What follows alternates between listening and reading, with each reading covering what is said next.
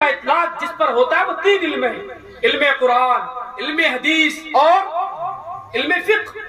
اور جو عالم ہوتا ہے، سبحان اللہ، یہ علم فقہ کا بھی عالم ہوتا ہے، علم حدیث کا بھی عالم ہوتا ہے اور علم قرآن کا بھی عالم ہوتا ہے۔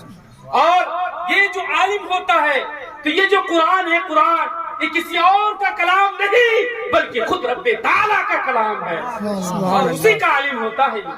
تو آپ بتائیے، وہ انسان جس کے سینے میں کسی اور کا کلام نہیں، کسی اور کی بات نہیں بلکہ رب تعالیٰ کی بات ہو، تو کوئی اس کا مقام کا اندازہ لگا سکتا؟ ہم نے اپنے نبی صلی اللہ تعالی علیہ وسلم کو اپنی آنکھوں سے نہیں دیکھا، ہم تو بہت عشق کا دعویٰ کرتے ہیں کہ ہم تو سچے عاشق رسول ہیں۔ اگر حضور صلی اللہ علیہ وسلم اس وقت ہمارے درمیان حاضر ہوتے تو ان کے قدموں کو دھو کر پیتے۔ یہ تو دل میں اطلاق جس پر ہوتا ہے وہ تین علم ہے: علم قرآن، علم حدیث اور علم فقہ۔ اور جو عالم ہوتا ہے، سبحان اللہ، یہ علم فقہ کا بھی عالم ہوتا ہے، علم حدیث کا بھی عالم ہوتا ہے اور علم قرآن کا بھی عالم ہوتا ہے۔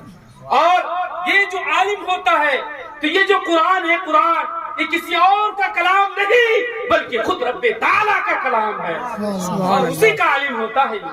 تو آپ بتائیے، وہ انسان جس کے سینے میں کسی اور کا کلام نہیں، کسی اور کی بات نہیں بلکہ رب تعالیٰ کی بات ہو، تو کوئی اس کا مقام کا اندازہ لگا سکتا؟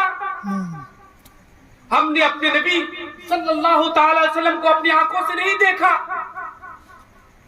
ہم تو بہت عشق کا دعویٰ کرتے ہیں کہ ہم تو سچے عاشق رسول ہیں۔ اگر حضور صلی اللہ علیہ وسلم اس وقت ہمارے درمیان حاضر ہوتے ان کے قدموں کو دھو کر پیتے۔ یہ تو دل